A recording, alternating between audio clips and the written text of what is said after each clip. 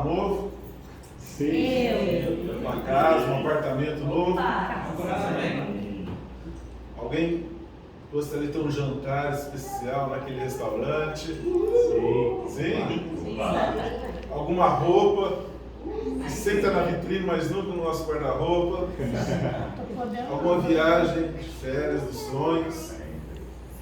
Por que a gente não consegue realizar esses desejos? O que nos falta? Dinheiro? Dinheiro? Será que falta dinheiro? O problema não é a falta do dinheiro, é que o dinheiro não está no nosso bolso, ou melhor, na nossa conta bancária. Quase 40% da riqueza que a gente gera, a gente não se apropria dela. Quase 40% da riqueza que a gente gera, fruto do nosso trabalho, é apropriado pelo Estado. E quem cuida de todo esse dinheiro são os políticos. Quem aqui está satisfeito com os nossos políticos?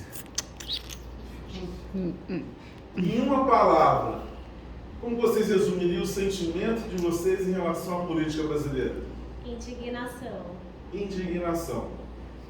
Exatamente. Eu também me sinto indignado de pagar tanto imposto e ainda ter que pagar escola particular, plano de saúde, viver enclausurado num condomínio para poder dormir com a sensação de segurança. Mas isso não acontece por acaso, isso tem uma explicação.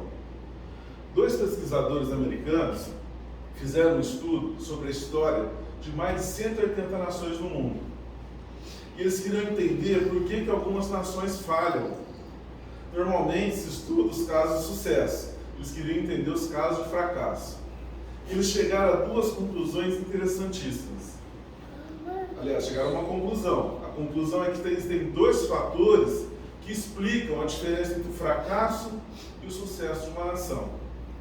O primeiro fator são o conjunto de leis e regras políticas de um país. E o segundo fator que explica a diferença entre fracasso e sucesso é o conjunto de leis econômicas. E esses 2 fatores têm 2 características em comuns. Ou eles são inclusivos, ou seja, o cidadão ele participa das decisões importantes do seu país e ele consegue se apropriar de grande parte da riqueza que ele gera. E a outra característica são extrativistas ou extrativas.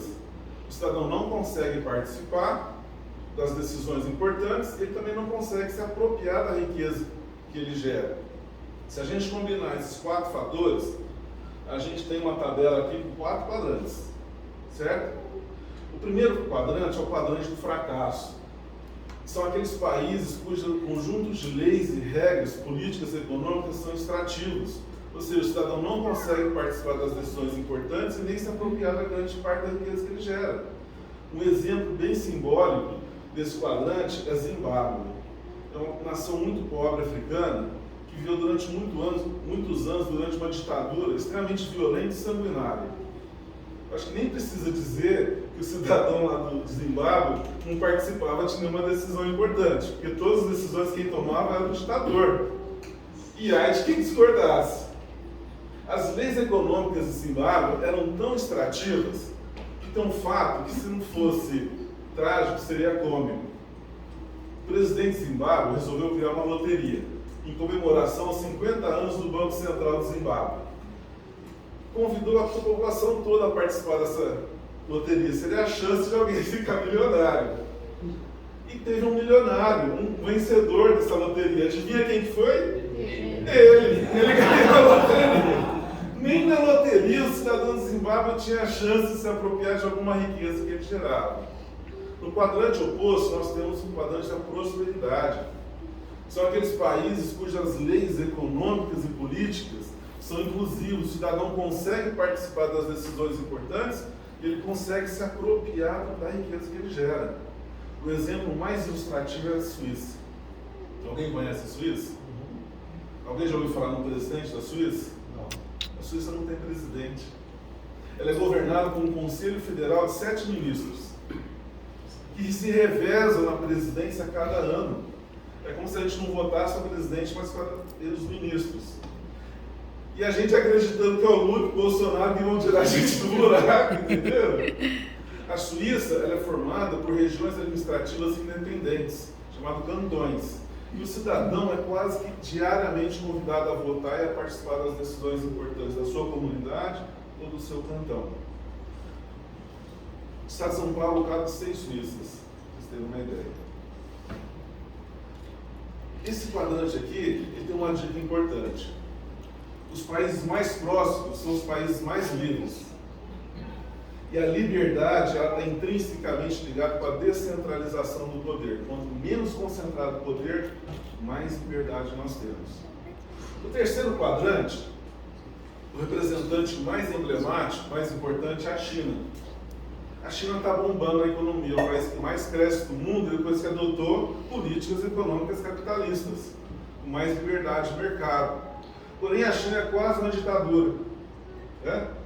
A lei política lá, o sistema político chinês é unipartidário, tem um único partido. Então você imagina que é emocionante você ir votar, na hora que você chega lá, você vai ver a nomenclatura, os partidos só tem um partido e um candidato. Que graça que tem, né? Ou seja, quem governa a China é a cúpula do Partido Comunista. E o cidadão, assim, está anos-luz de distância de qualquer decisão importante da China. Mas os pesquisadores fazem um alerta para quem está aqui nesse quadrante. Se ele não se abrir politicamente, ele tende a voltar ao fracasso. Quem já esteve aqui, Coreia do Sul, que hoje está aqui na prosperidade, Japão, Singapura, né? E o Brasil, onde vocês acham que ele está? Aqui, né? Male, somos uma democracia, temos eleições, liberdade de imprensa, liberdade de expressão reconhecidos pela comunidade internacional. O que nos deixa aqui são as nossas leis econômicas extrativas. Lembra dos 40%? Então, se a gente quer sair desse quadrante e pular para o quadrante das prosperidades, ficou fácil. É só a gente mudar as nossas leis econômicas. Praticar mais liberdade econômica. Os pesquisadores alertam o seguinte: esse equilíbrio ele é instável. Os países que ficam muito tempo aqui, eles têm 2 destinos. Ou eles abrem a economia e adotam políticas econômicas mais liberais, ou eles caminham com uma ruptura social. Né? Exatamente. Então, pessoal, se a gente quer mudar as nossas leis, as leis econômicas, quem que cria as leis? Os deputados, Os políticos. Os políticos. Quem que elege os políticos? Nós. Vocês estão me dizendo então que eu vou lá, voto, elejo um político que cria uma lei que tira dinheiro do meu bolso? Exato. É isso, não tem uma coisa errada nessa história. Será que eu sou tão tolo assim? Pessoal, vocês ainda estão interessados naquele carro? No apartamento, na roupa, no jantar? Estão interessados mesmo? Sim.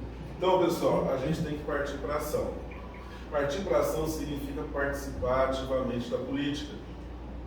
Participar ativamente da política não é ficar acampado na frente do quartel e nem fazer manifestação baderneira com quebradeira. Participar da política tem várias formas. A primeira delas é se informar mais e melhor.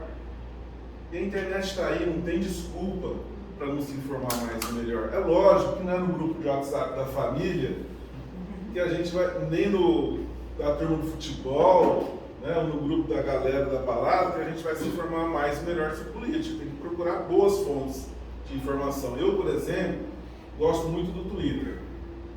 Lá tem diversos tipos de opinião. Eu sempre gosto de ouvir diferentes opiniões, aí sim formar a minha própria opinião. Outra forma de participar da política é a gente se engajar numa campanha eleitoral, por exemplo. Vamos pesquisar os candidatos, escolher aquele que melhor nos representa, com qual a gente mais se identifica, e vamos apoiar ele na eleição, fazer campanha mesmo desse candidato. É lógico que não para aí, depois que ele se elege, a gente tem que continuar fiscalizando e cobrando. A Câmara de Vereadores de Ribeirão Preto se reúne toda terça e quinta à noite. É naquele momento que são tomadas as decisões importantes de Ribeirão Preto. Quem aqui sabe uma decisão importante de Ribeirão Preto foi tomada essa semana? Nem no mês passado? Nem no último ano? Você está tendo informações dele. Eu vou dar um spoiler do que está acontecendo. Eles estão querendo aumentar o número de vereadores de 22 para 26. Já tentaram. Sabe quem paga isso? Lembra dos 40%? Exatamente. Essa semana foi aumentado o salário do governador do estado de São Paulo. 50%, não é 5%, não, é 50%. Aumentou de todo mundo, consequentemente. Então, pessoal, se a gente quer deixar como um legado um Brasil melhor para os nossos filhos, para os nossos netos, para as futuras gerações, o melhor caminho ainda é a política. Então, eu queria deixar um convite para todos vocês. Vamos sair da indignação e partir para a ação?